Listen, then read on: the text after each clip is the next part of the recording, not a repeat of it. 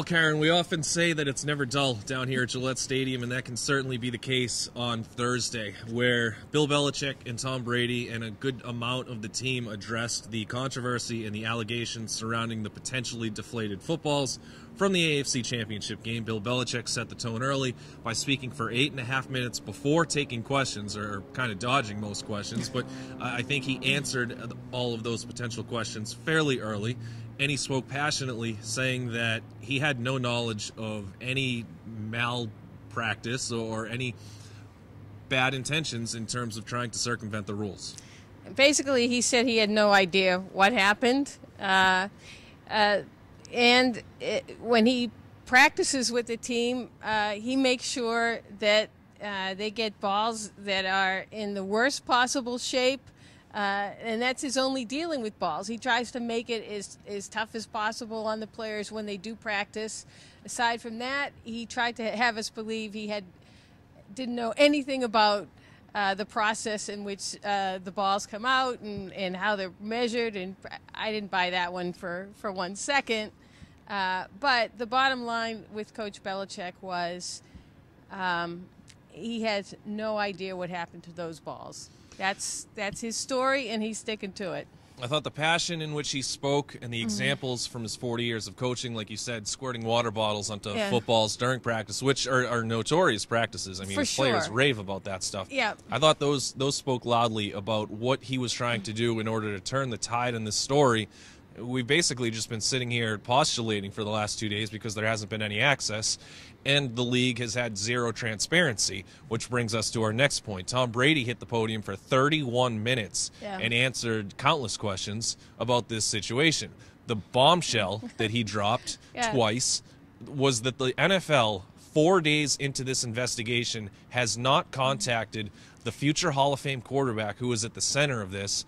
Troy Vincent said that it was going to take 2 to 3 days to wrap up this investigation. The NFL has said that they've had people in town for at least 2 days. The Patriots were off for 2 days, and they haven't spoken to Tom Brady. That is an absolute embarrassment for the league, in my opinion. It boggles the mind. I mean, the footballs supposedly were deflated for the purpose of Tom Brady because he likes them a certain weight and he likes them to be deflated. So you would think they would talk to the quarterback who likes them at this pressure. You would think he might be one of the first people you talk to because guess what? He handles the balls, as he explained to us countlessly ad nauseum.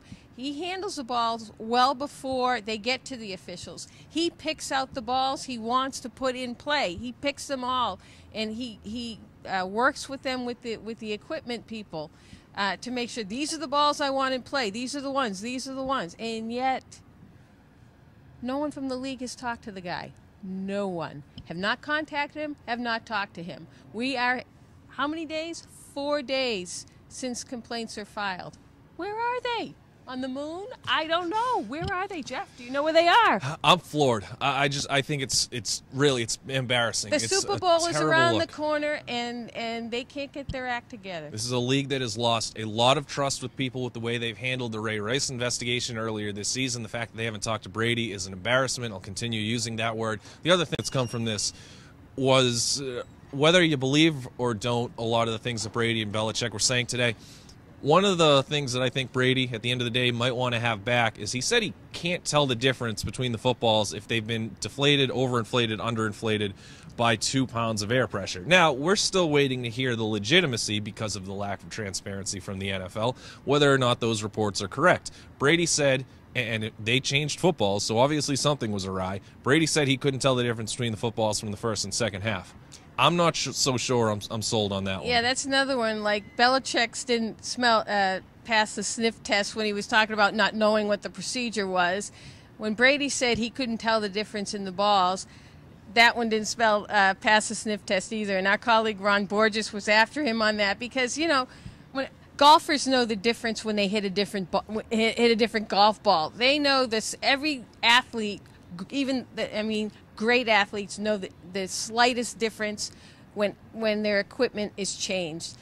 quarterbacks know the difference with the balls. And he was standing there for 31 minutes and claiming he didn't know any difference between the footballs from the first half, the second half, 1 minute to the next, because his focus is on basically the football game and what he has to do. He said once he gives them away and picks out the balls he wants, that's the last he has to do with the balls, and he doesn't notice any difference after that. Again, that one was tough to swallow. Yeah, and I think third, or finally here, the Brady's teammates, the Patriots, were saying that this is not a distraction for them. That I do believe, because quite honestly, this team has been through much greater distractions with the Hernandez stuff a year ago.